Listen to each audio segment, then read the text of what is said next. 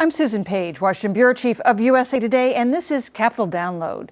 We're in the U.S. Senate with New York Senator Kirsten Gillibrand. Thanks so much for joining us. Delighted. You have led the effort to remove sexual assault cases in the U.S. military from the chain of command. Last month, you got 55 votes in the Senate, but not enough, not the 60 you needed to move forward on this legislation. Now we've had two celebrated cases come to a conclusion: an Army general who got a plea bargain, a naval midshipman who was not convicted of charges of sexual abuse waged against him. Are there any lessons you draw from those two cases?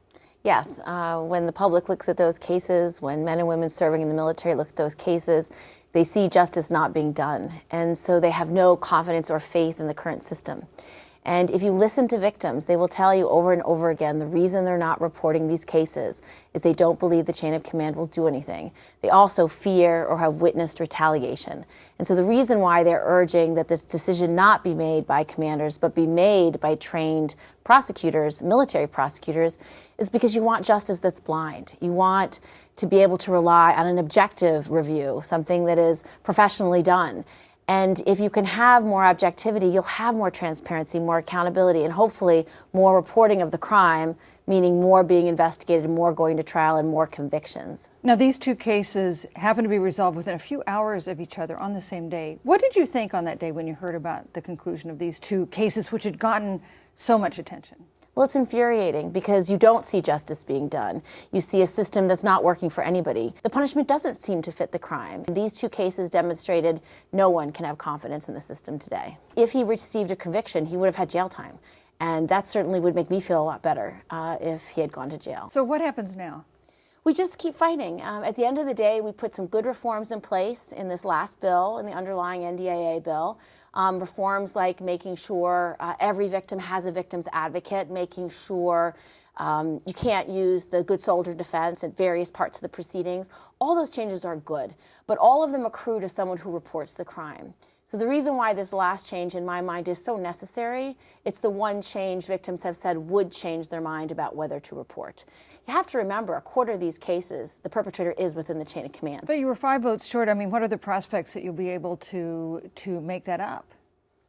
You know, as people learn more, as more evidence is revealed, as more cases are brought to the light of day, people's minds change. And I can tell you, many of my colleagues said, Kirsten, if this isn't fixed by next year, I'm with you. The system is so badly flawed that I believe there will be more cases that will disappoint all of us. Senator Lindsey Graham, who's on the other side, said after the vote that he would question the standing for someone who had voted on your side to serve as commander-in-chief. What do you think about that? I think he was trying to express his views towards Senator Cruz and Senator Rand Paul of his disapproval. But Lindsey Graham was wrong about don't ask, don't tell repeal, and he is wrong about this. Big Supreme Court decision today lifting the aggregate limits on campaign contributions. What do you think about that decision? Is this a good thing for the country because it's freedom of expression, or is it something that causes concern? It causes grave concern, and I couldn't disagree more. Money is not speech. I disagree with that finding. The problem with unlimited money in politics is that it corrodes our democracy, and it creates the impression by everyday voters that somehow these Congress members are bought and paid for. You're going to have an impression by many voters that our candidates and our senators and House members are not representing them first, that they're beholden to moneyed interests. And I think it undermines our democracy. This decision is just a continuation down a very slippery slope of unlimited money in politics. Let's talk about Off the Sidelines. It's a campaign that you've been waging for a couple years to get more women to run for office. Are women still reluctant to run? When I've talked to women who are considering running, one of the things they always say is they don't like the negative ads. They don't like the negativity of campaigns today. They don't like the rough and tumble. And for a lot of women who would never consider running for office, they'll say, I wouldn't do that. I wouldn't put my family through that. So they don't necessarily like the rules of the road. When I try to convince a female candidate to run, I fundamentally tell her that she can make a difference and that, yes, that is the way campaigns are, but you can overcome it. You can ignore that and you can get your message out. And that when you do, you can make a difference here. You can actually elevate issues and really fight back on things you care deeply about and your community cares deeply about.